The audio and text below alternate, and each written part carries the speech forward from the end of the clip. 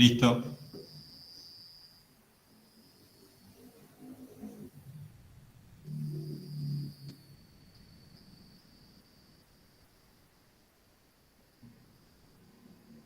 Ahí se ve tu pantalla, sí, pero no está completa todavía.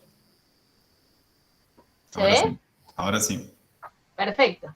Bueno, me quedo sin vista, ¿sí? Así que cualquier cosa, hablen o Juan me avisas. Bueno, la idea de hoy es poder avanzar sobre los estudios descriptivos por encuestas. Estos son diseños muy sencillos, gente, que muchos de ustedes no solo ya tienen como conocimientos básicos, de hecho la clase de hoy es como recuperar cosas que ustedes ya conocen, pero unificarlas en lo que son este tipo de estudios o este tipo de diseños. Son como de los más comunes, insisto, esto no solo lo trabajamos en el ámbito de la investigación científica, los estudios descriptivos mediante encuestas son diseños metodológicos muy utilizados en la práctica profesional de cualquier psicólogo o psicóloga, ¿sí? Porque, digo, si uno está laburando en una institución, si uno está trabajando en una dependencia pública, en una organización social, en una escuela, uno puede apelar al estudio descriptivo por encuesta. Si uno es docente de la facultad, aunque no se dedique a la investigación más regulada y demás, puede apelar a este tipo de estudios. Y además, porque en la vida cotidiana nos encontramos todo el tiempo con este tipo de resultados derivados de estudios descriptivos. Con lo cual, la intención de hoy es que ustedes los puedan reconocer y puedan aunar en esta clase conocimientos que ustedes ya tienen por estadística o por técnicas psicométricas, ¿sí? Muy bien, ¿qué me dicen de eso? Acá quiero que hablen porque no los veo, ¿eh? ¿Han visto notas como estas? Esta es una nota del diario La Nación.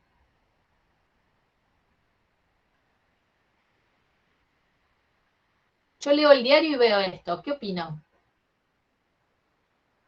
¿Qué es lo primero que me diría un psicólogo o una psicóloga que sabe de métodos de investigación? Que sabe de investigación. No me dan los números, mi profe. No dan los cuentas. ¿Cómo? No dan los números.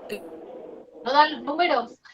Que no dan los números, que el 70% lo rechaza, pero después el 51% lo aprueba. No, mediante una votación. Miren, dice, el 70% de los argentinos lo rechaza, y de ese 70%, que digamos, los que se reconocen como del Frente del Todos, el 51% solo lo acepta, ¿sí? ¿Qué les dice eso? ¿Estará bien? Profe, sería del 30% que lo acepta. Del 30% que lo acepta, solo el 51% pertenecen al Frente de Todos. Eso es lo que entiendo yo. El 70% lo rechaza, entonces queda un 30% que lo acepta. Del 30% que lo acepta, ¿El 70% de quién? los argentinos. El 70% es de todos los argentinos. Muy bien, el 70% de toda la Argentina Claro, lo rechaza, ¿sí? Y de todo ese universo de argentinos que se reconocen como del Frente de Todos, solo el 51% lo acepta. ¿Se entendió? ¿Se entendió? Sí. Sí. Pero ¿cómo va a llegar el 51% si dice que el 70% de los argentinos lo está rechazando? Porque son dos dimensiones diferentes. Una es Claro, la población, dentro de esa población, un grupo de la población, si lo acepta o no. ¿Se entendió la diferencia? Uno son todos los argentinos y otros son los que se identifican como el Frente de Todos. ¿Está? O sea que dentro de esos 70 hay un 51%, hablando de lo mismo. No. Son dos análisis distintos, y ya vamos a ver los análisis de edad. Argentinos, somos todos. Podemos ser del Frente de Todos, podemos ser de la UCR, podemos ser de la coalición, podemos ser del PRO, ¿sí? Los argentinos somos todos, sin discriminar adhesión a partidos políticos, ¿o no? La categoría argentino somos todos. ¿Están de acuerdo o no? Sí, obvio. Dentro de los argentinos habrá gente que está cerca del Frente de Todos, habrá gente que está cerca de la coalición, del Frente de Todos, del PRO, ¿sí? ¿Estamos de acuerdo? Sí, profe. Muy bien. De los que se identifican como el Frente de Todos, dice, solo lo acepta el 51%. ¿Se entendió que son dos cosas diferentes? ¿Son dos resultados diferentes? Ahora sí, profe. Muy bien. Muy bien. Si ustedes leen este titular, ¿no? Y yo les muestro ahora esto. ¿Lo leen ahí? Dice, los datos provienen de una encuesta online realizada por la consultora D'Alessio Irol Berenstein en el mes de junio de este año, en la que se incluyeron las respuestas de 600 encuestados mayores de 18 años de todo el país. Ahí abajo tienen el enlace de la nota, ¿eh? ¿Qué me dicen ahora con esa otra información que acabo de darles? Que la muestra es muy pequeña para representar a todos los argentinos. ¡Ay, qué alegría que me das! Muy bien. O sea, es imposible pensar en que la validez de ese titular, ¿sí? Dice el 70% de los argentinos, lo rechaza. Pero cuando voy a ver la base muestral sobre la que está hecho para decir los argentinos, dice 600 encuestados, ¿sí? Mayores de 18 años de todo el país, online, ¿sí? ¿La muestra es representativa de los argentinos? No. No. No, no solo porque son 600, ¿no? Sino porque además, al ser online, todos tuvieron la misma posibilidad de contestar la encuesta para decir 70%. ¿O solo tuvieron la No, posibilidad? los 600 esos que ellos pusieron. La vieron. Claro. Muy bien, la vieron. Me crucé en la encuesta, ¿sí? La contesté, con lo cual son aquellos que vieron la encuesta y quisieron, además, contestarla. ¿Sí? Y también que pertenecen a un sector socioeconómico que tiene acceso a Internet, por ejemplo. Lo que ya sesga también la población, digamos, la muestra. Exactamente. Esto es de lo que se trata hoy, tratar de dar cuenta de cómo son los estudios por encuestas y algunos elementos metodológicos que tenemos que tener. Esto que están viendo acá pasa todo el tiempo, gente, ¿eh? Todo el tiempo en los medios de comunicación, porque el diseño por encuesta es un diseño que se utiliza mucho en los estudios de opinión pública, ¿sí? Tiene otro montonazo de usos, pero en la vida cotidiana, cada noticiero que vemos, o cada vez que abrimos el diario, o cada medio de divulgación sobre realidad social o nacional, usa este tipo de elementos, de este tipo de estudios o diseños, que en general, nada, lo que nos muestran es el resultado, y a veces muy chiquitito abajo dice cuáles son las características o condiciones metodológicas del estudio. Entonces, primera lección de la clase de hoy es que cuando uno lee los resultados de una encuesta, ¿a qué hay que tener? Hay que atender a cuáles son las características metodológicas del estudio. ¿Sí? ¿Estamos de acuerdo? Sí. Sí, profe. Este es el otro ejemplo, el observatorio de la encuesta, que ahí también tienen el enlace, ¿lo están viendo? El enlace no se ve, Silvia, en este caso. Ah, ¿qué ves ahí? Vos estás proyectando como si fuera la web. Ah, vos decís que saquen el enlace de... Ahí se ve observación de encuesta. Ahí se ve. En la siguiente filmina que pasaste recién se ve. Ahí no se ve mi pantalla y no ven que Sí, no pero puedo... se ve muy chiquito. Ah, me falló la tecnología. No, pero pasa a la siguiente, que creo que es del mismo observatorio, en la siguiente filmina. No, la siguiente filmina no es del observatorio. Sí, es del mismo. Si recién la pasaste, te estás salteando algo, me parece. Esa, ahí está la web, abajo. Bueno, chico. lo que pasa es que ahí no puedo mostrarle datos. Bueno, no importa. No, volvé y yo tipeo la web en la... No, igual lo van a tener, digamos, no voy a detenerme mucho en esto. Esta es otro tipo de utilización que se hace de las encuestas, que imaginarán que de acá al año que viene nos van a inundar de encuestas, y con la crisis que hay en el país hay todo el tiempo encuestas dando vueltas. Este es un observatorio de encuestas, lo que hace es levantar datos de muchas encuestas, o de muchas encuestadoras, y genera imagen de candidatos, posicionamiento de candidatos por región, por género, ¿sí? Etcétera. Pero esta es otra forma de mostrar estudios por encuestas, que estos ya no son de opinión, son más de imagen política, que habitualmente vemos y consumimos todo el tiempo. Lo mismo que dije recién, cada vez que consuman los resultados de una encuesta, y sobre todo si son temas de interés para ustedes, chequeen cuáles son las condiciones metodológicas del estudio. Acá en esta filmina, ¿están viendo la filmina del INDEC? Procedimiento general. Sí, se ve. ¿Se ve? Sí, muy bien. La encuesta por naturaleza universal es el censo, gente. Este año estuvimos censo. ¿Ven?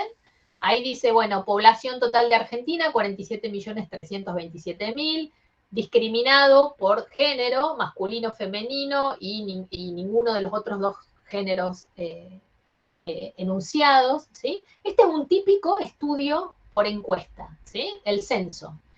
¿Qué implica hacer un estudio por encuesta? Lo que hacen los estudios por encuesta es relevar la posición, la opinión, la creencia o la presencia de algún atributo en una población en un momento dado.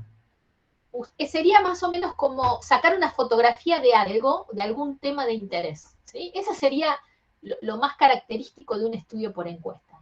Entonces, si yo estoy en una escuela y quiero saber, o por ejemplo acá en la cátedra de método, si quiero saber si el nivel de aceptación que tienen los teóricos grabados, bueno, hago una encuesta entre los estudiantes de método preguntándole sobre qué tan útil es el recurso de la clase grabada en una escala de 1 a 10. Y después voy y presento los resultados. Y después digo, bueno, el 80% cree entre 8 y 10 que es muy bueno el recurso. Y después discrimino si son varones, mujeres o autoidentificados como de otro género. O también en función de cómo les fue en el primer parcial, puedo discriminar cómo es el grado de aceptación de ese recurso. ¿Se entiende para qué es una encuesta? Digo, lo puedo usar para opinión, lo puedo usar para estudios como las encuestas, como el censo, que son fundamentales para cualquier política pública que quiera hacer un Estado, saber cuánto es la población que tiene un país, ¿sí? Cualquier política que uno quiera generar debe tener datos censales.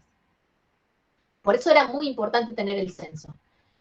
Así como utilizaciones que se hacen en el ámbito de la academia, que toman datos del censo, estudios que se hacen en el ámbito del sector empresario o productivo. De hecho, si ustedes visitan la página del censo, o del INDEC en este caso, van a encontrar cantidad de usos de los estudios por encuestas para problemas sociales de la República Argentina, y que son de utilidad para ciertos sectores también, sobre todo el sector productivo de la Argentina, ¿sí?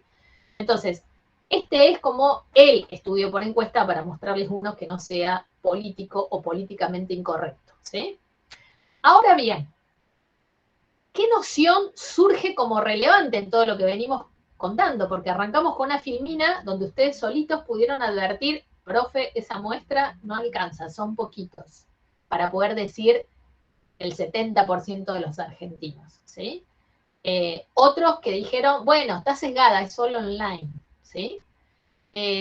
Nada, después vimos uno que recoge distintas encuestas, y que no toma a un grupo, sino a quién releva el censo. ¿Toma un grupo de participantes o toma a todos los participantes? A todos, en teoría. A todos.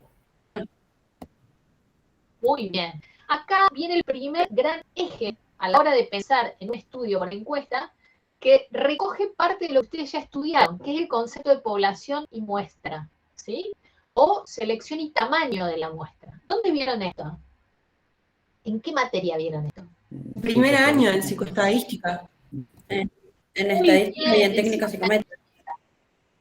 Muy bien, ¿por qué? Porque técnicas va a recoger esto para poder dar cuenta de lo que son los estudios instrumentales. Pero estos dos temas son centrales en estadística. ¿Por qué? Porque para determinar, recuerden que estamos viendo estudios cuantitativos, para poder determinar la calidad de una muestra, apelamos a todo lo que la estadística ha desarrollado en términos de definición de muestras, como de estimación de tamaños de muestras y modalidades de selección de las muestras, ¿sí? Otra cosa importante que va a dar cuenta, o que debemos considerar en el procedimiento de una encuesta, es el material para hacer la encuesta. Y acá recogemos parte de lo que vieron en técnicas psicométricas.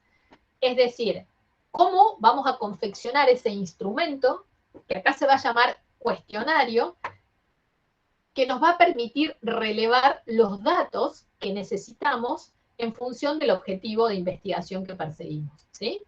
Pero además ya sabemos, por técnicas psicométricas, de que no es que hacemos preguntas así al voleo, ¿no? Sino que hay técnicas para no solo elaborar las preguntas, sino para la confección general de cuáles son todas esas preguntas que van a dar cuenta de ese cuestionario.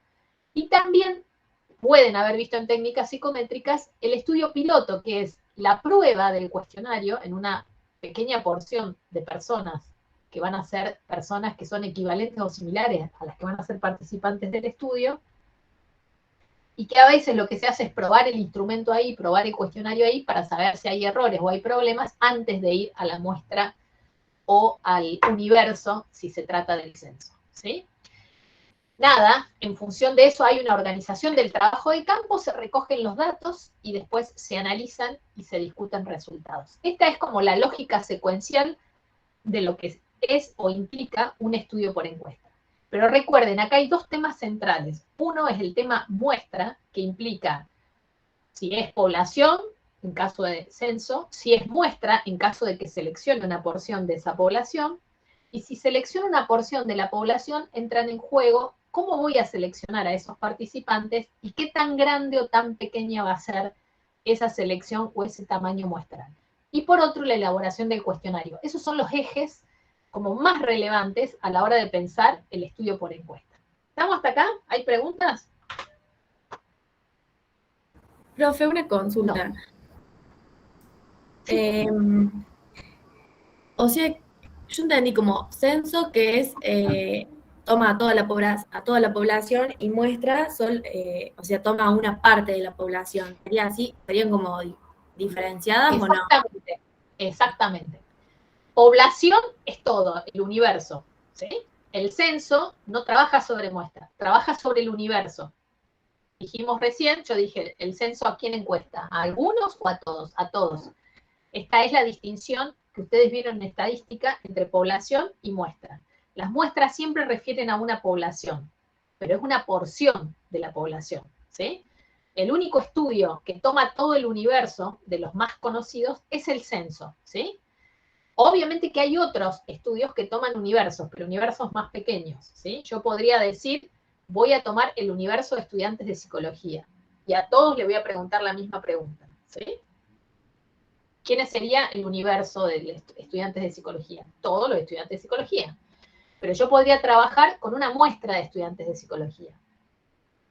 ¿Por qué creen que en muchos casos, en vez de usar el universo o la población, se toma una muestra? Por una cuestión de recursos. Claro, o sea, es mucha la cantidad de gente y eso implica muchas otras cosas más. Así es. O sea, la muestra es una estrategia metodológica muy potente para poder hacer inferencias, a veces no, ya vamos a ver cuándo sí y cuándo no, sobre una población, sobre lo que le ocurre a una población, sin asumir el costo y la dificultad que implica dar cuenta de tomar en cuenta el universo, ¿sí? Ustedes vieron lo que es el despliegue para hacer un censo. Es el ejemplo mayor, ¿sí? Pero lo que implica tener en cuenta el universo para poder saber algo acerca de algo, ¿sí? Entonces, en la mayoría de los casos no trabajamos con población o con el universo de unidades, sino lo que hacemos es trabajar con muestras. Ahora, se vuelve relevante la técnica metodológica del muestreo, ¿sí? En el primer ejemplo que yo les daba, y que les digo, bueno, siempre vean cuáles son las características técnicas de los estudios cuando consuman resultados de encuestas, porque lo primero que ustedes me dijeron, 600 para decir todos los argentinos, es muy poco, ¿sí? Bueno, eso da cuenta de lo que vamos a ver ahora, como cuáles son los elementos a tener en cuenta para poder determinar una muestra. Aparte que también puede ser que no sea tan representativa esa muestra en ese caso, ¿no? Ahí vamos a ir a los ejes que definen a una buena muestra, ¿sí? A ver, cuando yo estoy trabajando con muestreos, es decir, con muestras, lo primero que entra en juego como, que esto también ya lo vieron, como característica para poder definir si una muestra es buena o mala, es el nivel de representatividad de la muestra. ¿Qué quiere decir esto? Que si yo voy a seleccionar una porción de la población para poder hacer un estudio, y después lo que yo quiero es generalizar los resultados de lo que yo encuentro a ese universo, la muestra debe tener características equivalentes al universo o a la población. ¿Se entiende? Es decir, si la población de Argentina el 50%, el 49,8 son varones, o se definen como varones, un 50 como mujeres y un 1,8 no se define ni como mujer ni como varón, si yo voy a hacer una muestra de población argentina, mínimamente ese parámetro debe estar contemplado en esos elementos. ¿Se entiende? No podría tener 70% mujeres. ¿Se entiende? Si la población está constituida por un 1% de clase alta, un 20% de clase media, media alta, y un 60% de clase media baja, y un 30% de clase baja, si yo tomo una muestra de la población argentina, esos estratos socioeconómicos deberían verse representados. En el ejemplo que vimos de la nota del Diario de la Nación, ustedes dijeron, profe, la muestra es online. Acceso a Internet tienen ciertos sectores de la sociedad, no tienen todos los sectores de la sociedad, ¿sí? Y es igual de argentino a alguien de clase baja, a alguien de clase media, como a alguien de clase alta. ¿Se entiende lo que quiere decir representatividad de la muestra y que los elementos constitutivos de la población estén representados en la muestra? Profe, no, yo no entendí bien. Muy bien. Representatividad, siempre partamos de la base que cuando yo voy a seleccionar una muestra es porque no puedo tomar el universo, no puedo tomar la población, ¿sí? ¿Por qué no puedo tomar la población? Bueno, porque la población es muy grande, porque es muy costosa, porque obviamente cualquier población por más de 75.000 unidades ya se hace imposible poder abordarla, o de 20.000, hay números para determinar tamaños, ¿sí? Entonces lo más económico y lo que la estadística nos ofrece es la posibilidad de generar una muestra. Lo primero que yo debo tener en cuenta es que lo que yo vaya a seleccionar como muestra, es decir, las personas o los participantes que yo vaya a seleccionar como de esa muestra o de esa población, deben compartir las mismas características, ¿sí? Las mismas características hacen a que esa muestra, o los participantes de esa muestra, sean representativos de la población, ¿sí? Entonces, si en la población hay X cantidad de proporciones según género, hay X cantidad de proporciones según nivel socioeconómico, hay X cantidad de proporciones según podría ser prevalencia de una enfermedad, la variable puede depender, en la muestra yo debo tener representadas esas características. ¿Se entendió ahí? Sí, ahí mejor.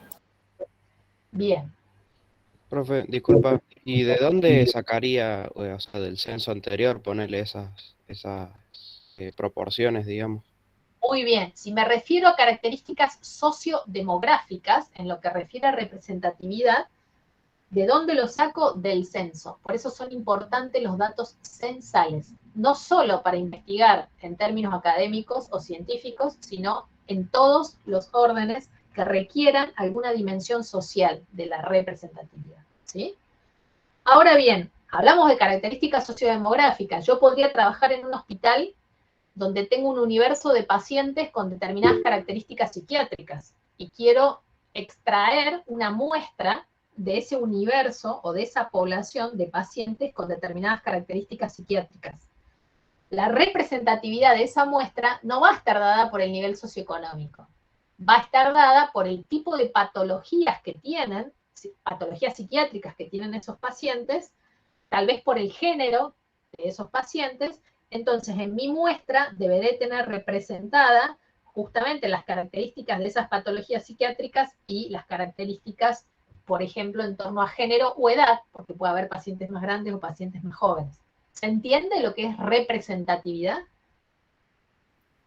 Profe, ¿y qué es lo que me determina cuándo una muestra es representativa?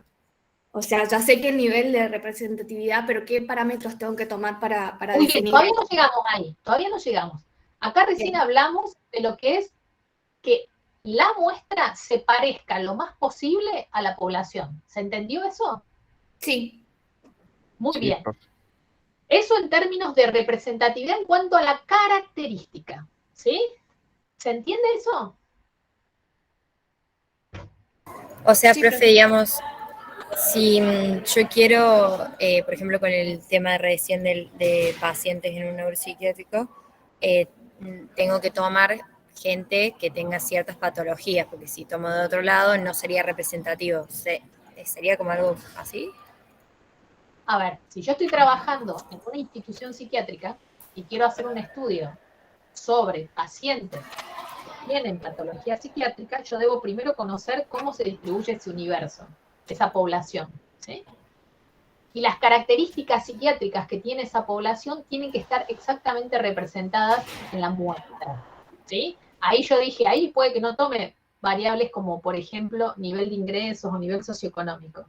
Obviamente lo que voy a tener que tener en cuenta es la representatividad de las patologías, porque no es lo mismo tener psicosis que tener esquizofrenia, que tener... No, y aparte, profe, o sea, si vas a analizar eso no te interesa si cuánto dinero tiene o no, o sea, el enfoque está en la enfermedad y en las características que tiene esa población, ¿sí? En cuanto a cuántas son mujeres, cuántos son varones, si son todos mayores de 40 años o si son menores de 40 años, ¿se entiende? O sea, por eso digo, no se queden con la idea de que solo son características demográficas, sino que son características que hacen al universo. Si el universo son los estudiantes de psicología, ¿sí? Yo podría agarrar universo de estudiantes de psicología y me da igual cuántos varones, cuántas mujeres, cuántos que se identifican con otro género, cuántos son de primero, cuántos son de quinto. ¿Eso sería representativo si me da igual y le tomo a quien sea con tal que sea estudiante? No. No. ¿Por qué? Porque la cantidad de estudiantes en primero no es la misma que, en proporciones, ¿no? No es la misma que de segundo, no es la misma de tercero, no es la misma de cuarto, no es la misma de quinto. Porque no es lo mismo ser un estudiante de la ciudad de Córdoba que ser un estudiante del interior, por ejemplo, y eso puede ser una característica que a mí me interesa analizar, ¿sí? Entonces, ¿qué determina la representatividad de la muestra? Bueno, aquellas variables de la población que yo quiero que mantengan equivalencia en la muestra, ¿sí? Muestra y población, en función de esas variables de interés, tienen que ser equivalentes, deben ser representativas, ¿sí? ¿Se entendió? Un ejemplo, profe, si nosotros, por ejemplo, queremos evaluar el desempeño de los alumnos, por decir así, alguien representativo sería el alumno que va, que cursa, que estudia, y alguien que no sería el que no estudia, el que no va a cursar, que por más de que sean alumnos no estaría representando la muestra. No, esa es una característica de la variable, ¿sí? Si vos querés estudiar el rendimiento, necesitas tomar a todos los estudiantes, ¿sí? Convengamos eso. Pero vos podrías decir, yo quiero ver el rendimiento de tercero, ¿sí? Porque es el primer año que ustedes, los de tercero, los que están hoy en tercero, es la primera vez que vuelven a esta transición entre presencialidad y virtualidad. Antes fueron todos virtual. Entonces, a lo mejor hay algo de lo que fue el modalidad de evaluación virtual que facilitó que se acreditaran contenidos que no estaba ocurriendo en presencialidad, ¿sí? Entonces no quiero estudiar a todos, quiero estudiar a los de tercero, ¿sí? Pero no quiero estudiar o seleccionarlos por si tienen buen o mal rendimiento. Esa es la variable dependiente, o sea, yo tengo que dejar que corra libre. Yo tengo que seleccionar una muestra de tercero. Entonces ahí puedo decir, bueno, ¿cómo es el universo de tercer año? ¿Qué edades tienen? ¿Qué géneros tienen? ¿Dónde viven o de dónde están radicados? ¿Se entienden? Son como las características de la población. Yo después quiero ver cómo se distribuye la variable dependiente ahí, que en este caso podría ser el rendimiento. ¿Se entiende? Ahora sí, profe. Bárbaro. ¿Puedo avanzar? Claro, pero eso que decía de que sea estudioso o que no sea estudioso, son igual de representativos porque vos estás evaluando a los estudiantes en general, no es que estás evaluando el desempeño académico como estabas diciendo vos. Sí, a lo que me refería yo es que si un alumno no va a clase, no hace nada, igual sigue siendo un alumno, pero no era representativo porque no está haciendo un esfuerzo. No era de que si estudiaba o que se le iba mal. Si vos querés hacer una, digamos, lo que pasa es que para determinar parámetros de una muestra yo debo conocer cómo se distribuyen, ¿sí? Cómo se distribuye esa población. En el caso ese donde vos decís, bueno, yo quiero saber si ¿cómo era? ¿Se esfuerza o no se esfuerza? ¿Así era? Sí, era como bueno, los que cursan, digamos, como una muestra representativa de los alumnos. Muy bien. Bueno, si es de los alumnos, es como yo te dije. Ahora, si yo quiero seleccionar una muestra donde esté representados los que cursan y los que no cursan, o van siempre o no van siempre, es un dato muy difícil de obtener, ¿sí? ¿Por qué? Porque la facultad no tiene esa información. Entonces, yo para poder seleccionar una muestra representativa de eso, lo primero que tengo que tener es conocer cómo se distribuye en el universo, es decir, en la población. Si yo no tengo el dato, no puedo tomar esa variable para la representatividad de la muestra, ¿sí? ¿Se entiende? O sea, yo debo tener datos de la población para poder sacar los parámetros que la van a representar. Ahora sí, profe, muchas gracias. Lo que sí puedo hacer es después medir, bueno, de toda esta muestra que yo tomé, quiénes cursan habitualmente o quiénes no cursan, o quiénes van a clase, quiénes no van a clase. Yo después lo controlo midiéndolo en una variable. Pero los parámetros de representatividad para la selección de una muestra deben estar dados por las características de la población. Y para eso yo debo conocer cuáles son las características de esa población. Si yo no tengo datos sobre cuáles son las características de la población, lo que me conviene seguramente es agrandar el tamaño de la muestra, ¿sí? Que eso es lo que voy a pasar a hablar ahora. ¿Se entendió? Yo debo conocer los parámetros de la población, y en función de esos parámetros de la población, esas características de la población, debo seleccionar una muestra representativa en función de esos parámetros, o de esas características, ¿sí? Pero debo saber cuáles son las características. Si no las conozco, no puedo seleccionar en base a características que no conozco. ¿Se entendió? Bien. Ahora bien, otro elemento que juega en el tipo en el diseño de la muestra es la importancia de la generalización de los datos a la población. Es decir, yo tomo una muestra representativa, porque no puedo tomar la población / universo, porque ya dijimos que eso es muy costoso, entonces tomo una muestra representativa. El fin de que esa muestra sea representativa y sea una buena muestra es para que yo después pueda generalizar los resultados de la muestra a la población. ¿Qué quiere decir esto? El titular decía, el 70% de los argentinos rechaza el lenguaje inclusivo. ¿Eso es una generalización de los resultados a la población? No, o sea, es que es muy chiquita esa muestra, afirmación. o sea, no es todo. No importa, olvídate de la muestra, olvídate de la muestra. Esa afirmación, el 70% de los argentinos rechaza el lenguaje inclusivo, ¿es una generalización a la población? Sí, porque te habla el 70, o sea, te habla del todo, de todos los argentinos, o sea, el 70% habla de la de población, todos los de los argentinos, argentinos. la mayoría. Claro. No dice el 70% de los argentinos de la muestra. ¿Se entiende la diferencia? Dice el 70% de los argentinos. Si mi muestra no es representativa, y ya dijimos que esa no lo es, no puedo hacer esa afirmación. Porque eso implica generalizar los resultados que obtengo en una muestra a la población. En este caso no puedo generalizarlo porque son 600 personas que contestaron por internet una encuesta, ¿sí? Entonces, posiblemente lo que sí es válido es que el 70% de la muestra rechaza el lenguaje inclusivo. La muestra está constituida por argentinos, pero es una muestra, no son los argentinos, ¿sí? Algo importante cuando uno hace estudios... Pero si hace referencia a la muestra. No te escucho. O sea, si hace referencia puntualmente a la muestra, no estaría generalizando entonces. No, exactamente. Si hiciera referencia y escribiera bien, y no fuera efectista en el titular, y dijera el 70% de los argentinos que componen la muestra rechazan, eso estaría bien, porque no lo está generalizando a la población. Está dando el resultado de la muestra, ¿sí? Pero cuando hacemos muestras representativas, lo que nos interesa y lo que buscamos es la posibilidad de generalizarlos, ¿sí? ¿Por qué? Acabamos de decir que es muy importante poder tener resultados que yo pueda extrapolar a un universo mayor, a una población. No puedo encuestar a toda la población. Para eso hago una muestra. Ahora, si yo hago una muestra que es representativa de esa población, los resultados que obtenga para esa muestra los puedo generalizar a la población. Es decir, puedo hacer estimaciones poblacionales. ¿Se entendió? Si yo no puedo hacer eso, la muestra es mala, como dijeron ustedes, la muestra está sesgada, profe. La muestra es sesgada. por lo tanto no puedo hacer generalizaciones a la población. Entonces una cosa muy importante a tener en cuenta es que la muestra sea representativa. Otro elemento importante que vieron en estadística es el tamaño de la muestra.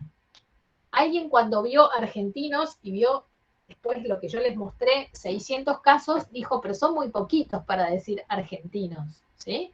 Entonces un elemento importante es el tamaño de la población y el tamaño de la muestra que voy a obtener en función de la población, ¿sí? No es lo mismo tener una población de 1000 unidades o de 1000 personas que tener una población de 1.300.000 unidades o personas. ¿Se entiende? O sea, hay una diferencia abismal. Por lo tanto... Profe, los resultados también te van a cambiar, todo te va a cambiar. Todo va a cambiar porque a medida que yo incremento los tamaños, también incremento la variabilidad de las variables que yo voy a tener en cuenta a la hora de indagar. Es decir, cuando yo quiera relevar la opinión acerca de algo, no es lo mismo que yo tenga una muestra de 100 a que tenga una muestra de 1500. La posibilidad de variabilidad y de distribución de la variable que estoy midiendo, por ejemplo, la opinión ante la inflación, va a ser diferente si tengo una muestra sesgada, a si no tengo una muestra sesgada, a si tengo una muestra pequeña o tengo una muestra más grande. Escuché un clic. Eugenia. Sí, profe, quería, o sea, entonces como que el tamaño de la muestra va como a permitir generalizar o no. Muy bien. La representatividad y el tamaño de la población en relación al tamaño de la muestra, ¿sí?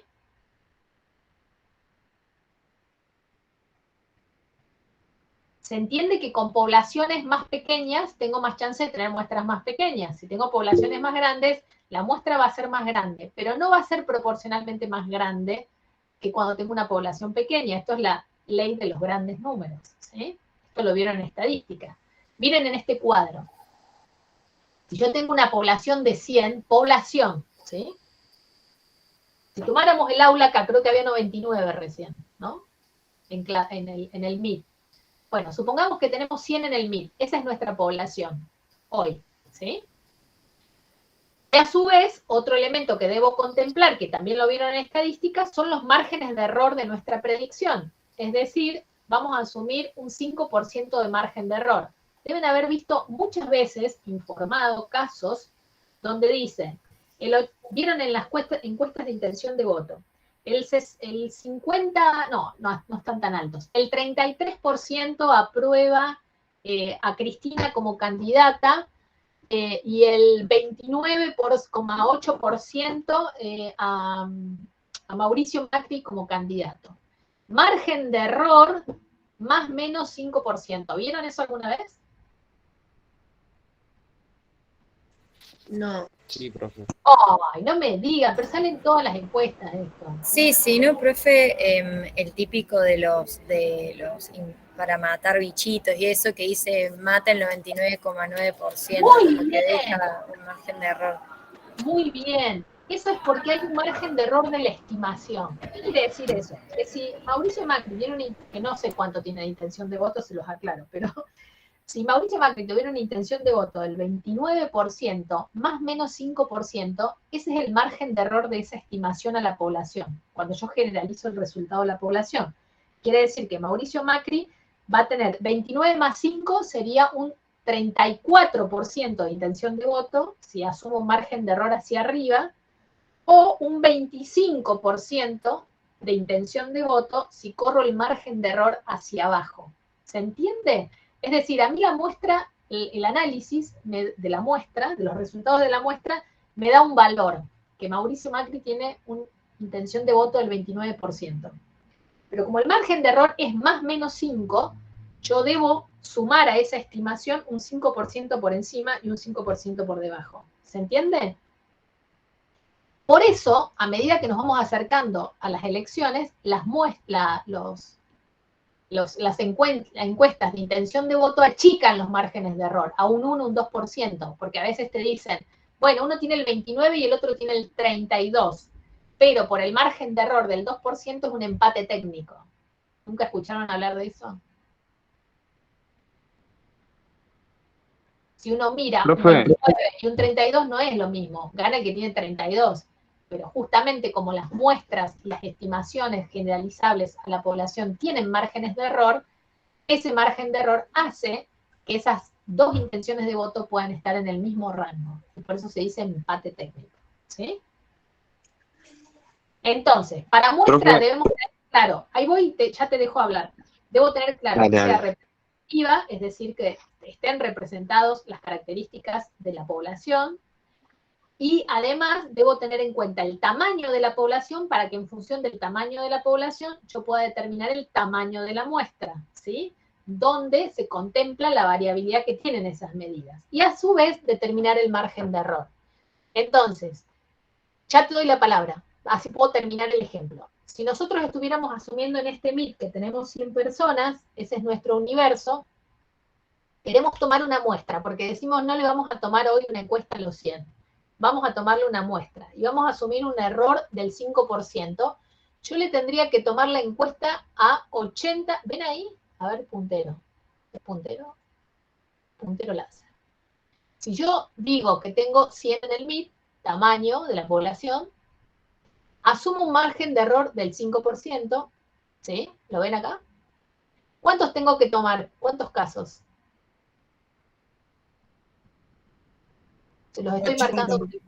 80. ¿Sí? Miren qué pasa. 5%, yo les conté ahí cómo se lee el más menos 5, es un margen de error importante, porque si son 5 más menos, es 5 por arriba y 5 por abajo, tengo un 10% de posibilidades de margen de error. Entonces digo, achiquemos ese margen de error a un 2%. Miren cuántos casos tengo que tomar. ¿Cuántos hay ahí? 96. ¿Cuántos son en total? 100, te quedan 4 afuera nomás. Obvio, ¿vale la pena 20, claro. ¿Vale la pena tomar una muestra? Claro. Me conviene tomar el universo, es decir, la población, ¿sí? Muy bien, ahora, vamos a un ejemplo más drástico de por qué y cuándo uno selecciona una muestra o cuándo uno toma una población, ¿sí? Estos son números finitos, hay más grandes, ¿no? Vamos a este que tiene 50.000 unidades, ¿sí? La población es de 50.000, ¿sí? Entonces yo digo, bueno, asumamos un margen de error del 5%, igual que recién. ¿Cuántos casos tengo que tomar en la muestra? 97. Muy bien. ¿Es razonable el costo económico de esto? En vez de tomar las 50.000, en cuanto a tomar costo económico, sí, pero ¿qué representa esos 397 en 50.000, profe? Nada. Muy bien, no, ojo, porque si son 397 personas en cuanto a tamaño. Ahora recuerden que esas 397 deben tener las mismas características que la población en cuanto a las dimensiones o los parámetros que yo conozco de la población, que dependiendo qué tipo de población sea, pueden ser características demográficas, pueden ser características en función de algún elemento particular de interés para la investigación, ¿sí? Entonces, en esos 397 deben estar reflejadas todas las características de la población, ¿sí? Entonces no es menor. Ahora, si yo quiero achicar ese margen de error, y ahora les voy a contar algo respecto de eso, yo quiero achicar ese margen de error, me vengo otra vez al 2%. ¿Cuántos tengo que tomar? 2.381. Muy bien, ¿sigue siendo más económico en términos de recursos económicos y humanos tomar 2.381 que tomar 50.000? Sí. Sí, sí. Acá me sigue, cuando yo voy aumentando el tamaño de la población, me conviene siempre seleccionar una muestra y no tomar a la población. ¿Se entiende por qué es la lógica de que la representatividad está atada al tamaño de la población y a la cantidad de casos que voy a seleccionar de esa población? Porque si yo tengo poblaciones muy pequeñas, no me conviene tomar muestras, me conviene trabajar con la población. Si yo tengo poblaciones muy grandes, me conviene trabajar con muestras. Y acá, independientemente del margen de error que yo decida asumir, es muy importante que yo tenga en cuenta para qué voy a usar esos datos, ¿sí? Obviamente que si yo voy a usar esos datos en términos científicos, es decir, probar hipótesis, está bien que yo tome un margen de error más o menos 5% y tome estos 397 que te parecieron pocos, ¿sí? ¿Por qué? Porque estoy probando hipótesis teóricas. Si bien puedo generalizarlo a la población, puedo tener solidez en esa generalización si yo tengo bien definidos los parámetros o las características de esa población. Ahora, si yo tengo que tomar decisiones en torno a bajar planes de acción o de intervención en una comunidad, obviamente que a mí me conviene achicar los márgenes de error y tomar más cantidad de casos, ¿sí? En cualquiera de ellos, aun cuando yo achique más el margen de error de la estimación, siempre va a convenir tomar una muestra y no la población, ¿sí? ¿Alguien quería hablar o preguntar algo? Sí, No, yo, me profe. confunde. No, habla, ¿qué onda? No, es vos. Bueno, no, porque no me había quedado claro en sí lo que era la muestra sesgada, digamos, no tenía claro ese concepto. La muestra sesgada es cuando no es Sí, yo también tenía representativa. una duda con eso. ¿Se entiende? Muestra ¿Eso sesgada tiene que ver con una cuestión de generalización igual? Sí. Lo de la sesgación. Sesgado no solo es para cuando yo decido, obviamente es central cuando yo quiero generalizar, pero aun cuando yo no quiera generalizar, puedo trabajar con una muestra sesgada, pero siendo consciente de que estoy trabajando con una muestra sesgada. Ustedes ya han pasado en método por búsqueda de artículos científicos, ¿no? Han leído papers. O sea, muchos de los sesgada en la estudios, medida que no sea totalmente representativa a esa población. Así es, ¿sí? Entonces, el concepto que viene ahora, después de contarles todo esto, es que podemos trabajar con muestras que no sean totalmente representativas o que sean sesgadas como contraposición. Siempre que tengamos claro para qué vamos a usar esa información o para qué vamos a usar esos resultados. Obviamente que cuando yo quiero influir sobre la opinión pública, lo mejor sería que no fueran sesgadas, porque estoy tratando de bajar información a la población y lo deseable sería que no fueran sesgadas. Tampoco sería deseable que sean sesgadas si estoy generando con esos resultados políticas públicas que pueden tener que ver o algún impacto sobre la población. Cuando yo trabajo en el ámbito de la investigación científica, puedo trabajar con muestras sesgadas. Y ahora vamos a ver cuáles son los tipos de muestras que hay. Pero lo primero era poder aclarar la diferencia entre población y muestra, entre representatividad y sesgo. ¿Perdón? Que No te si escucho. trabajamos con muestras sesgadas se podría decir que hay mucho mayor margen de error. En realidad la muestra sesgada, ya no vamos a hablar de 5%, más menos 5, más menos 2. No va a tener margen de error porque es sesgada por naturaleza, o sea, hay error. ¿Se entiende? Lo que se hace en esos casos es asumir y describir con la mayor precisión posible cuáles son las características de las muestras sobre las que vos estás estableciendo esos resultados. Y jamás vas a poder decir los argentinos, los estudiantes de la Universidad Nacional de Córdoba, los estudiantes de la Facultad de Psicología, los pacientes psiquiátricos de la República Argentina, ¿se entiende? O sea, tus resultados van a referir a la muestra, no a la población. Profe, sí, pero me confunde demasiado, digamos, que digan que está mal, pero que existan noticias, y que digan que está mal, pero que de todos modos se puede hacer, como que realmente estoy muy confundida. Como que algo, digamos, tenemos que tener en cuenta los sesgos de la muestra, pero de todos modos existen estudios sesgados, como que necesito ponerme de acuerdo. O sea, ¿es como que tenemos que elegir la que menos margen de error tenga? A ver, chicos, yo empecé la clase mostrándoles algo que no está bien, ¿sí? Sobre todo no está bien porque es una información de dominio público, ¿sí? No es dominio privado. ¿Esto se hace? Sí se hace. La primera advertencia es, como psicólogos y psicólogas que sabemos de metodología, saber leer esa información y saber leer de que lo que dice ese titular no es real. Pero como ese titular, hay millones de titulares que circulan en nuestra vida cotidiana. Por eso siempre leer cuáles son las características técnicas del estudio. El mejor de los mundos son las muestras representativas, con márgenes de error pequeños, y que no sean sesgadas. No siempre se puede hacer eso. ¿Por qué? Porque todo eso implica dinero y recursos. Entonces, ¿Puedo apelar a muestras que tengan sesgos? Sí puedo apelar. Nada más que no voy a poder generalizar los resultados a la población de la cual partieron esas muestras o se definieron esas muestras, ¿sí? ¿Sirven las muestras sesgadas? Sí, claro, para muchas cosas sirven, para otras no. No sirven para generalizar. Sirven para sacar hipótesis, sirven para comprobar hipótesis, sirven para comunicar resultados, pero si comunico resultados, los resultados van a ser para la muestra, no para la población. ¿Se entiende? Lo que no puedo hacer con muestras sesgadas es generalizarlo a la población. ¿Se entendió?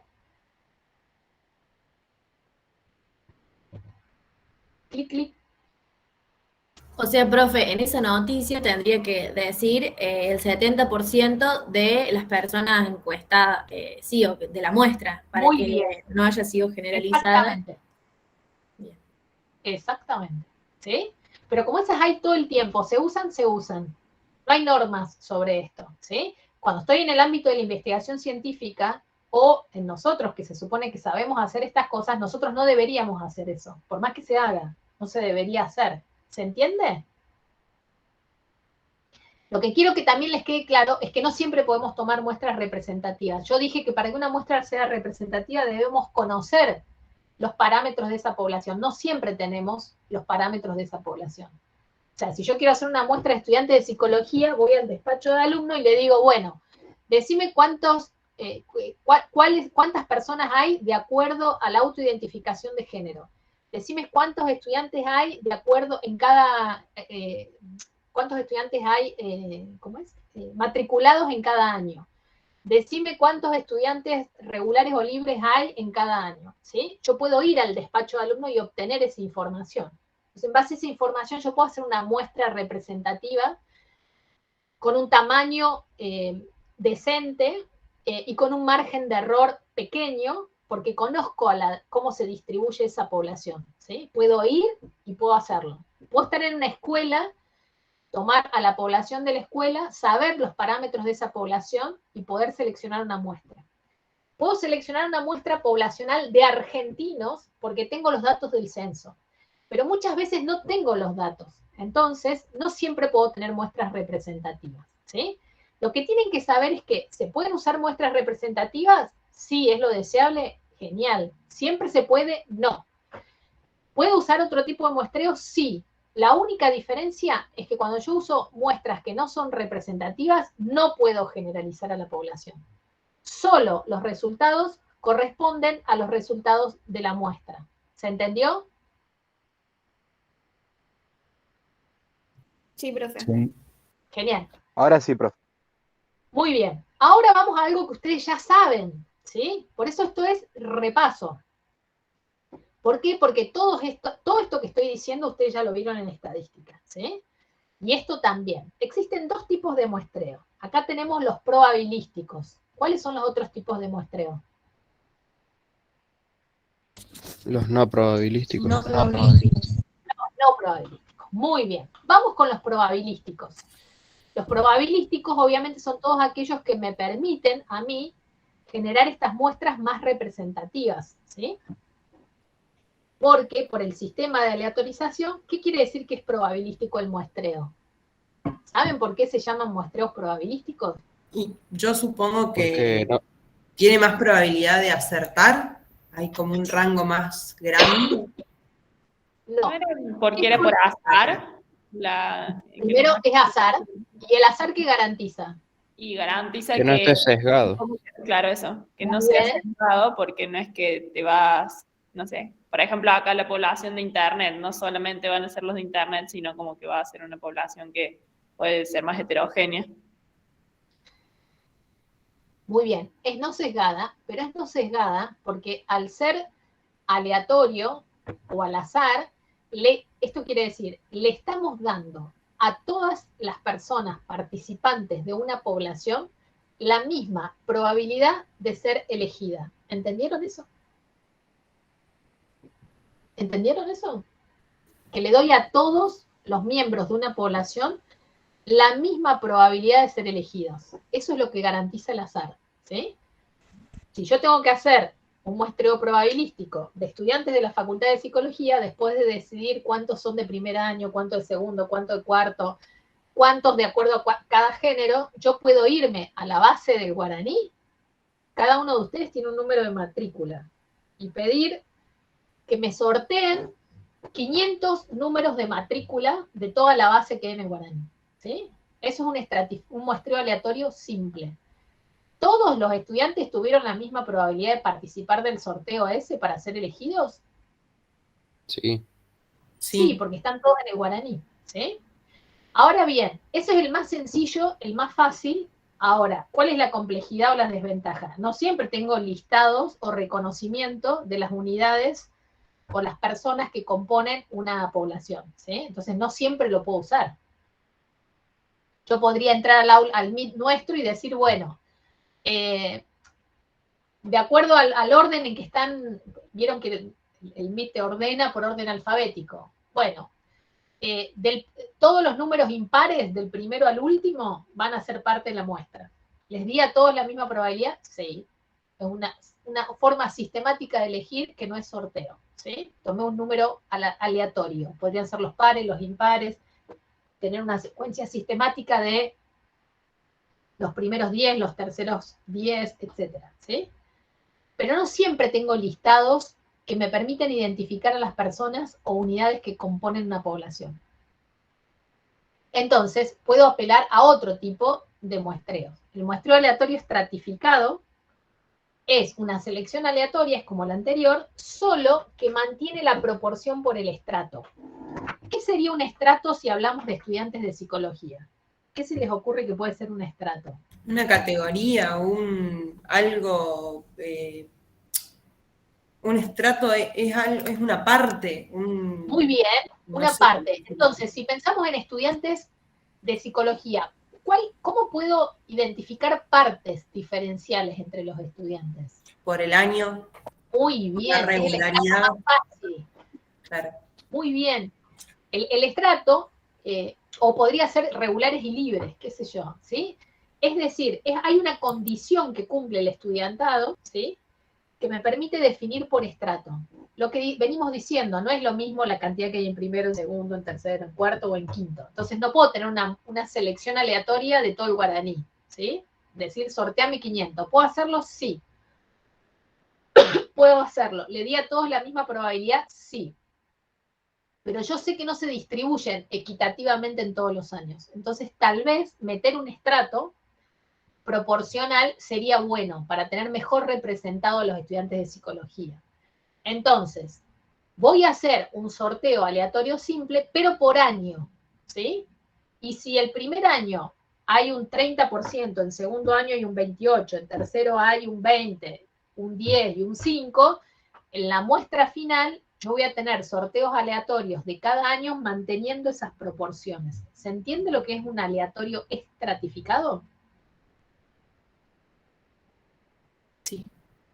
Perfecto. Las mismas ventajas y desventajas que tiene el muestreo aleatorio simple. No siempre tengo posibilidades de seleccionar a las unidades, ¿sí? O de identificar a las unidades para ser seleccionadas. Por otra parte, son los aleatorios no solo más sencillos, sino más potentes, porque eso, todos tienen la misma probabilidad de ser elegidos. Ahora, me salgo de la Facultad de Psicología y digo, bueno, vamos a hacer un estudio en la ciudad de Córdoba. ¿Cómo hago ahí un probabilístico?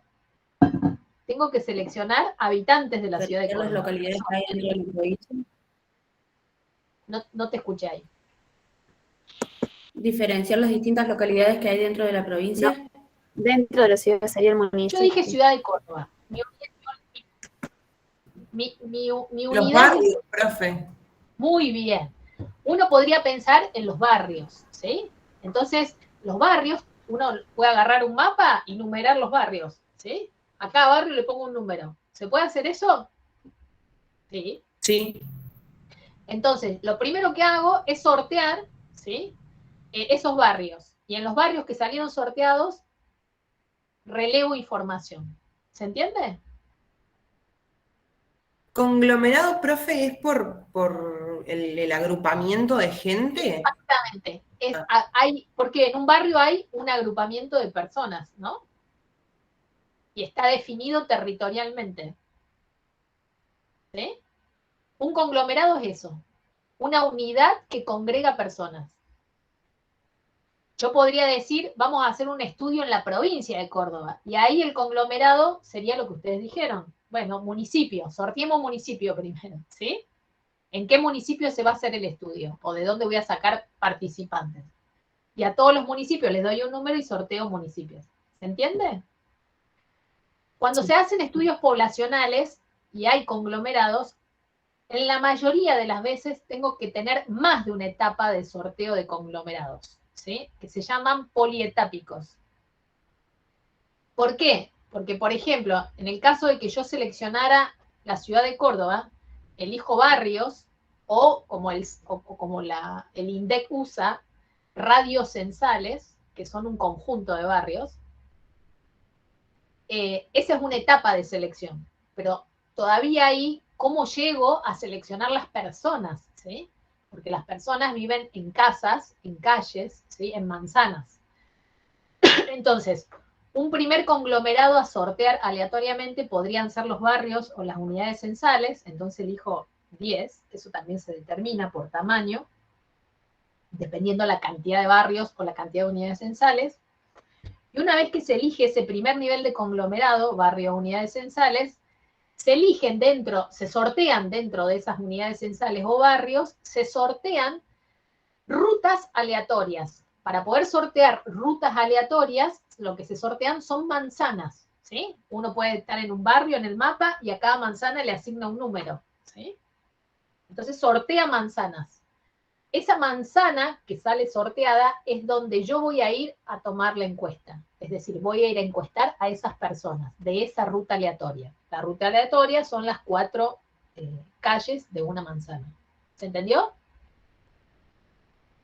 Sí. Entonces, en ese caso, hay 2 conglomerados, o sea, hay 2 sorteos aleatorios que se hicieron. Por eso se llama polietápico, porque hay más de una etapa de sorteo de conglomerados. Hay más de una etapa de sorteo de grupo de personas.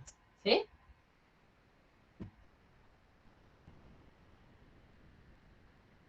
Genial. Estos son los probabilísticos.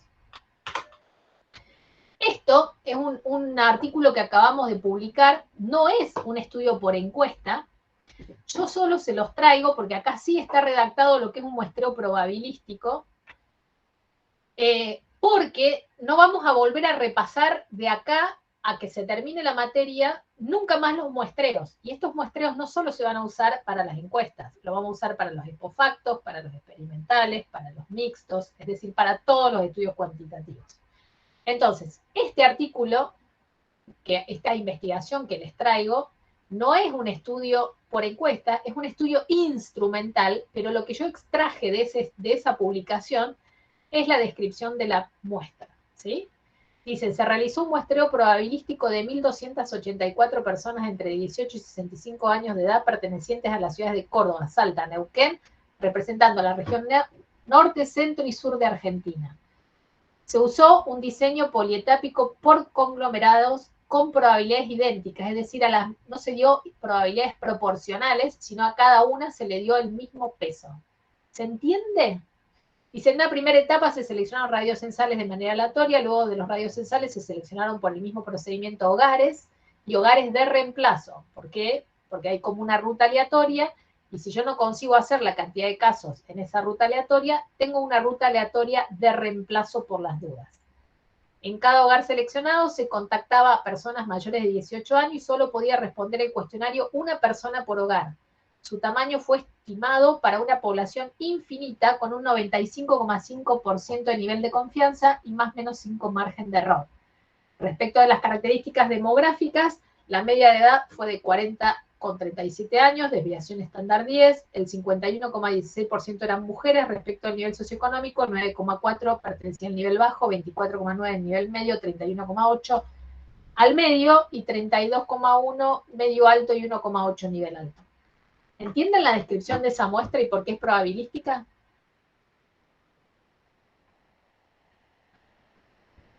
Sí, profe. Genial. ¿Y se dan cuenta por qué es un por conglomerados polietápico? Sí, porque toma un radio más grande y después va acotando, digamos, Va tomando diferentes etapas. conglomerados a grupos de personas a las que cada instancia requiere de un sorteo aleatorio, ¿sí?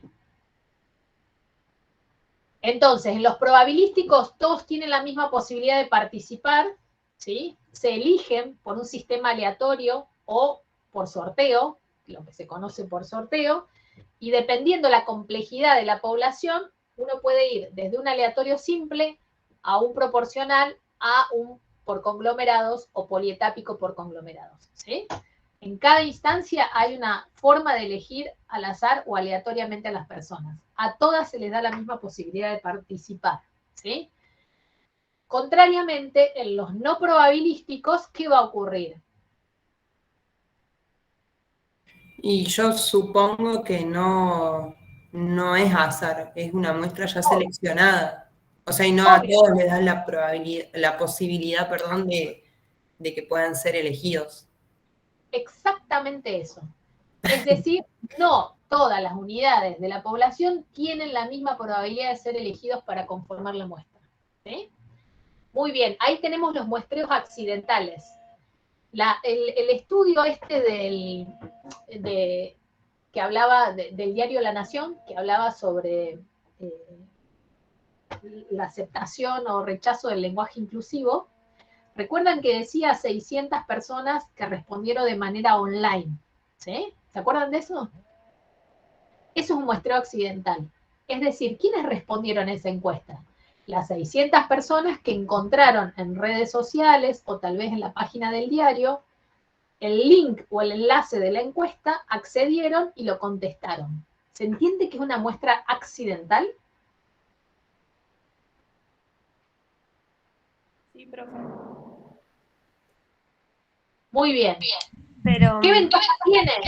Son muy económicas, se accede rápido a la información, son muy utilizadas en el ámbito académico, porque son mucho menos costosas que las muestras probabilísticas, ¿sí?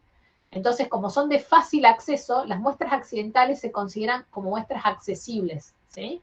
Entonces, dependiendo el para qué yo vaya a usar los resultados, si solo estoy comprobando pruebas o relaciones teóricas, es muy fácil usar muestras accidentales y puedo trabajar sobre los resultados en términos de los resultados de la muestra. Nunca van a ser generalizables a la población, ¿se entiende eso, no? A su vez, tengo muestreos a propósito o por conveniencia o intencionales. Ahí tienen todas las formas en las que los pueden conocer por las distintas materias en que ya los vieron. profe, para que me quede claro. ¿Sí? Accidental significa que nosotros generamos, digamos, la encuesta en internet, pero lo que sería accidental es que no se seleccionó las personas que iban a hacer esa muestra, sino que eso fue de forma accidental. Exactamente. Es una muestra accesible. Dimos el ejemplo online, pero supónganse ustedes que están haciendo un estudio y tienen un cuestionario en lápiz y papel. Van al patio de la Facultad de Psicología y a los chicos que están ahí le dicen, no me contestás la encuesta, y se la das, y te la contesta. Y pasa otro y le dice, no me contestás la encuesta, y se la das, y te la responde. Eso es accidental. Es la forma en que yo accedo a los participantes de la muestra. Es decir, no hay una forma previa, no hay una selección aleatoria previa, ¿sí? Es lo que te encontrás. Vas a una sala de espera de un hospital y a los que están en la sala de espera les tomás la encuesta. Virtual, en tablet, por teléfono, en papel, ¿sí? Accidental es por el modo de acceder al participante. Y accidental acá quiere decir accesible. Personas que vos tenés accesibles, ¿sí? Que son accesibles. Por eso se usan un montón los muestreos accidentales. Insisto, ¿son posibles de ser usados? Claro que sí. Tienen muchas ventajas, son re económicos y podés acceder rápidamente a resultados. Pero depende para qué los quieras usar, ¿sí? El muestreo a propósito... Perdón. No, era que había quedado re claro. Pensé, genial. El muestreo a propósito se puede llamar a propósito por conveniencia o intencional. yo voy a buscar personas que tengan alguna característica en particular, ¿sí? No hay una selección aleatoria, no es que a todas las personas que tienen esa característica yo les doy la posibilidad de participar, sino que en función de que hay un grupo de personas que tienen una característica que a mí me interesa, los voy a ir a entrevistar. Por ejemplo, el compañero hace un rato cuando hablábamos de los probabilísticos, hablaba si uno quisiera hacer una muestra de estudiantes, como era, que no eran como muy implicados, ¿no? En el estudio. Claro, que iban y no iban a la, o sea, tipo el compromiso que tenían no era el mismo. Muy bien. Y decido hacer una encuesta de estudiantes comprometidos y no comprometidos. Bueno, yo puedo ir a seleccionar estudiantes comprometidos y no comprometidos, para eso debería hacer un par de preguntas antes, pero no es que le doy a todos la misma posibilidad de participar, a todos los comprometidos y no comprometidos. Nada, voy y le digo, a ver, vos asistís a clase regularmente, rendiste todos los parciales, llevás las materias al día, perfecto, ¿no? Con esas 3 preguntas decido, es un estudiante comprometido, a ese le hago el cuestionario, ¿sí? Y así voy buscando personas que tengan nivel de compromiso. Esos son muestreos intencionales. Es un filtro, profe, que uno pone. Exactamente, porque en el intencional el participante del estudio debe cumplir con un requisito. Yo defino el requisito, ¿sí? Yo como investigadora, y en función del problema que yo quiero investigar, yo decido cuál es el requisito, ¿sí? ¿Qué ventajas tiene? Bueno, que el modo de acceder, además de que tiene que cumplir un requisito, es accidental, por lo cual yo accedo rápidamente a personas que tengan esa característica. ¿Va a ser probabilístico? No, porque no le estoy dando la misma posibilidad de participar a todos los estudiantes de la Facultad de Psicología que están comprometidos con el estudio. ¿Se entiende? Sino que busco lo que yo encuentro accesible. ¿Se entiende? Sí, profe. Genial. Ahora sí, profe, sí. Y por último tengo el muestreo por cuotas, ¿sí? Este no lo tienen en el texto, este es un muestreo que se usa mucho. El muestreo por cuota es un muestreo que tiene las mismas características que los 2 anteriores, es decir, la muestra es accesibilidad o es accesible. Combina la intencionalidad porque yo salgo a buscar personas que tengan las características demográficas, por ejemplo, que tiene la población. Es decir, yo voy a salir a buscar personas que tengan determinado rango etario, que tengan determinada condición o identificación por género, y que tengan determinadas características sociodemográficas en función de las proporciones que tienen en la población. Pero en vez de seleccionarlo aleatoriamente por un conglomerado, o por un muestreo por conglomerados polietápicos, lo salgo a buscar por accesibilidad. Y cuando cubro la cuota, es decir, la cantidad de personas que representan la proporción del tamaño total, genero lo que se llama un muestreo por cuotas, que no es probabilístico, pero tiene representado en su interior las proporciones y los estratos definidos por la población, ¿sí? Este es un muestreo que también se utiliza bastante, es mucho menos costoso que un probabilístico y permite comprobar o establecer hipótesis y comprobar hipótesis con un mayor nivel de, digamos, rigurosidad que un accidental puro, pero menos que un probabilístico, ¿sí? Igual acá no puedo generalizar a la población, por más que yo haya contemplado características de la población en la conformación de las cuotas, ¿sí? Pero es un poco más ajustado que el resto, ¿sí? Uy, ya son las 12. Bueno, 12 y 7. ¿Cómo pasa el tiempo cuando te divertís, viste? Yo sí, los chicos no sé, capaz que no. Yo la paso bien dando clase. También, profe. Profe, una pregunta, una preguntita. Sí. Respecto de las encuestas accidentales, las que hacen por ahí algunos mobileros de la televisión, supongamos, que hacen 2 o 3 preguntas y sueltas rápidas, ¿no es cierto? Y con la gente que encuentra los resultados. ¿Sería en un caso un ejemplo de encuestas accidentales? Claro. ¿Sí? Yo diría que son accidentales. Yo no sé si serían encuestas en función de que a veces toman 5 personas y te dicen, la gente está muy descontenta.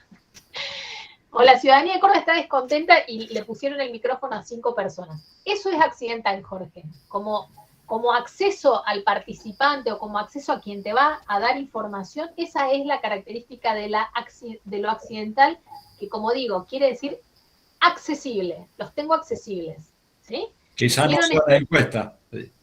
¿Vieron este estudio que yo los invité, que les compartí la invitación del grupo de ciencias cognitivas? ¿Vieron que dice estudiantes? Eso, la forma de acceder a esa muestra es accidental, es por accesibilidad. ¿Quiénes van a ser los participantes de ese estudio? Personas que voluntariamente han decidido participar del estudio. ¿Es probabilístico? No.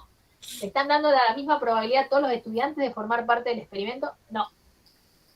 ¿Cómo van a definir la muestra? Nada, es una muestra accidental, se usa un montón, ¿sí?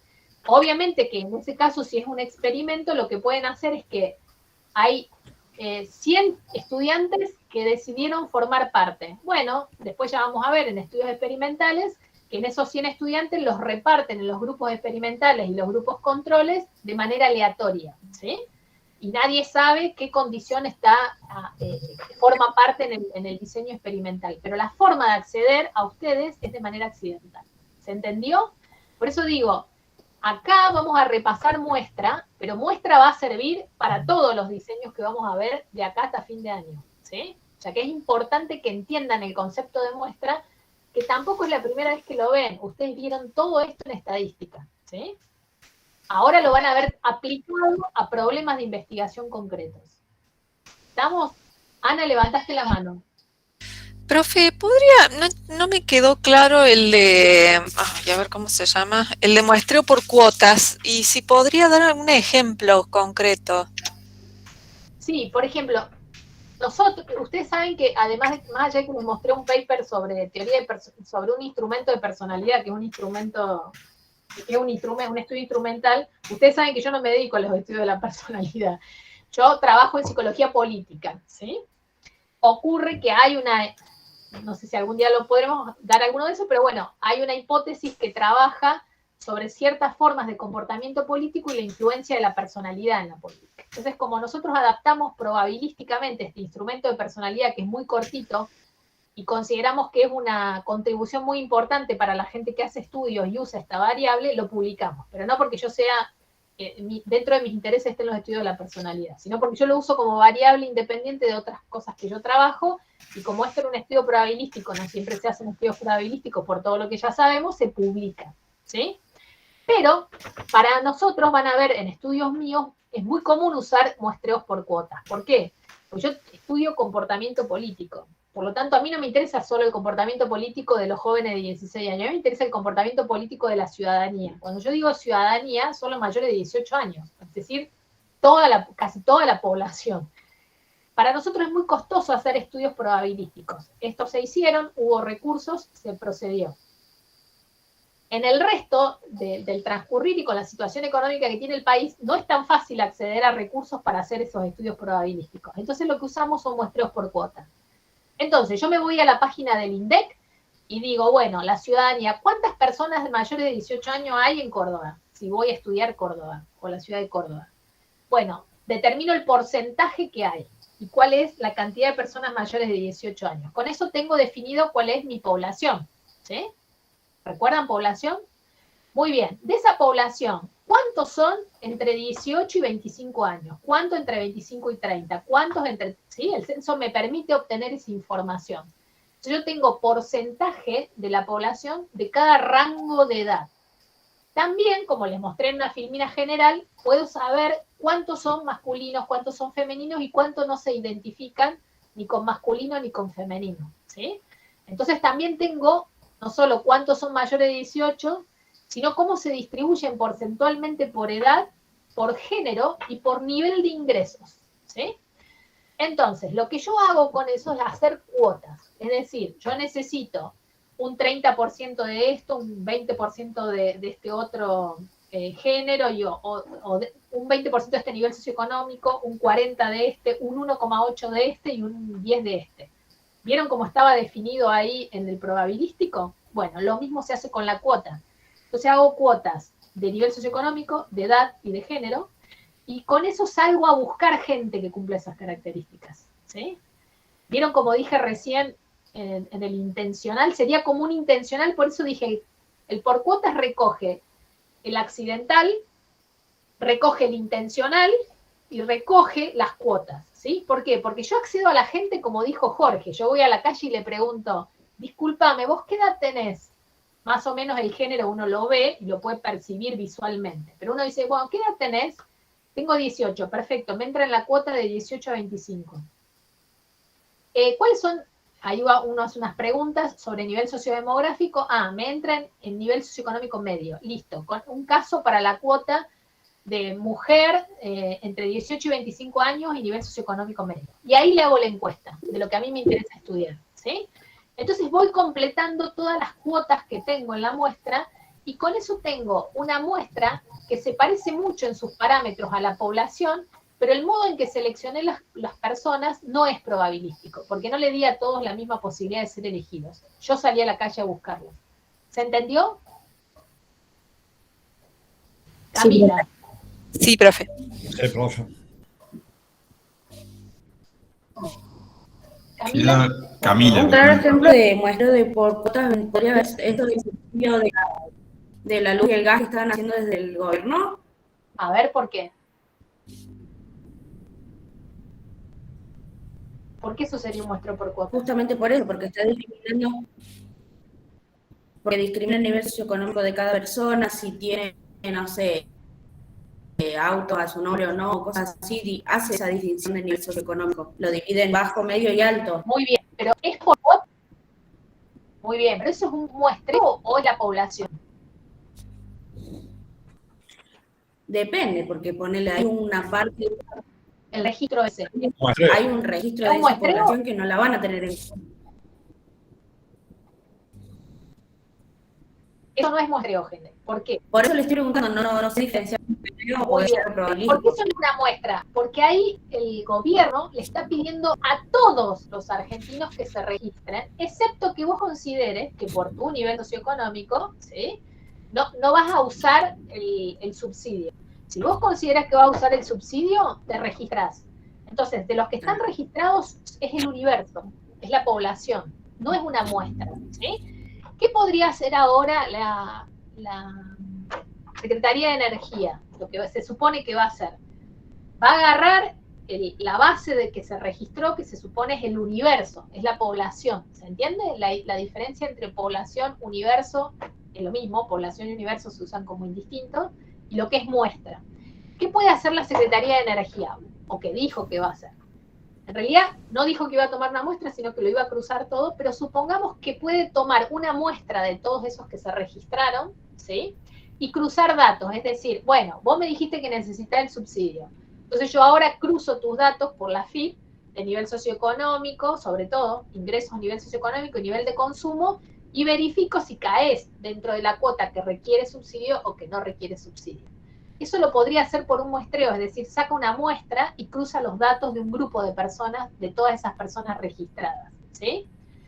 Según lo que dijeron, no van a tomar una muestra, sino que van a usar el universo, van a cruzar los datos de todo el mundo que se registró. Pero Camila, para que quede claro, eso no es muestra, es universo, porque el Estado llamó a toda la ciudadanía a que se registre, excepto que considere que no amerita o no merece el subsidio. O sea que ese es el universo de personas que necesitan o dicen necesitar el subsidio. Ahora viene otra parte, eso se puede hacer por muestreo o cruzar toda la base de datos, porque el Estado puede hacer eso. Tiene capacidad técnica y tiene los datos para poder hacerlo. ¿Sí? ¿Se entiende la diferencia entre población y muestra? La muestra siempre es una porción, un pequeño grupo o porción. La clase terminó, solo estoy aclarando consultas. No sé, alguien pregunta ahí. ¿Alguien más levantó la mano? Sí, Eugenia. Profe, me dijo dos cosas que no llegué a notar. En la muestreo por cuota, dijo que no le da la misma posibilidad a la población para ser elegido, y algo más que es como, era importante y no llegué a notarlo. Eso es lo central. No le damos la misma posibilidad a las personas de ser elegidos. Accedemos a ella de manera accidental. Bien. ¿Sí? Esa es la forma en la que accedemos. Ahora, una vez que accedimos, yo te paro en la calle y te pregunto, nunca te voy a preguntar, Eugenia, ¿cuántos años tenés? ¿No? Porque no sé quiénes son. Pero te digo, ¿cuántos años tenés? Me contestarías una encuesta y vos me decís, bueno, tengo 19. Perfecto, entras en mi cuota. ¿Sí? Yo tengo que entrevistar mujeres de entre 19 y 25 años de edad de clase media. ¿Sí? Entonces vos decís, tengo 19, sí, acepto hacer la encuesta. Bueno, ahí te hago un par de preguntas, filtros que se llaman, para ver si caes en la cuota, que tienen que ver con tus niveles de ingreso, los ingresos de tu familia. Ah, digo, sí, perfecto, es de clase media. Entonces digo, bueno, ahora te voy a hacer la encuesta. ¿Sí? La forma en que yo accedí a vos es accidental. Te paré en la calle y te pregunté si querías responderme la encuesta. No le di a todas las mujeres de Córdoba entre 18 y 25 años de edad de clase media la misma posibilidad de ser elegidas, porque para eso tendría que generar algún sistema aleatorio de selección. Por ejemplo, generar una ruta aleatoria en un barrio e ir levantando datos. ¿Sí? Fue como de casualidad, por así decirlo, o sea, salió, te encontró y te hizo... Accidental. Así es, Margarita, es accidental. Me paro, en general los muestreos cuantificados, uno se para en lugares donde hay mucha circulación de personas diversas. Por ejemplo, la Plaza San Martín, por ejemplo, la entrada a un supermercado, una gran superficie, ¿sí? Si uno tiene que captar cuotas de nivel socioeconómico alto, se va a la entrada a un shopping, ¿sí? ¿Se entiende cómo es el modo? Pero me paro ahí y la gente que pasa le pregunto. Sí, pero esa cuota es de tu interés. Es de mi interés. Por eso dije, combina el accidental o intencional y combina el intencional, ¿sí? Porque estoy buscando gente específica. Bien. ¿Sí? Ocurre que en un intencional yo podría salir a buscar en una tesis, podría trabajar sobre, bueno, quiero saber qué opinan los psicólogos clínicos que trabajan con niños o niñeces sobre determinada categoría teórica. Y voy y hago encuesta a psicólogos clínicos que trabajan con niños, ¿sí? Entonces, nada, eso no sería poblacional, los busco, ¿sí? Contacto gente y que a su vez me contacta con otra gente, ¿sí?